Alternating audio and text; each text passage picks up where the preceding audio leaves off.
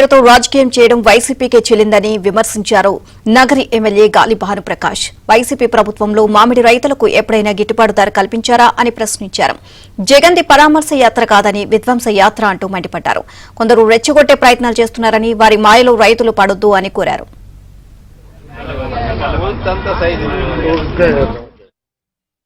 మనం చూసాం గత ప్రభుత్వంలో ఆయన ప్యాలెస్ కట్టడానికి 500 కోట్ల రుషికొండ మీద వెచ్చించాడు, కానీ రైతులకు 5 రూపాయలు ఇచ్చిన పాపాన పోలే. 5 సంవత్సరాలు అధికారం ఉన్నారు.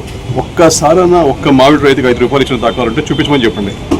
ఇవాళ వచ్చి కలబుల్లి మాటలు చెప్పడం, ముసలి కన్నీరు కాల్చడం, ఇది దండయాత్రలాగా వస్తూ ఉన్నారు. ఆయన రాజకీయ లబ్ధి కోసం ఎంత దానికైనా దిగజారిపోవడానికి అసలు ఏమాత్రం సంశయించట్లా. వీళ్ళు ప్రాణాలను కూడా తొక్కుంటా పోతున్నారు.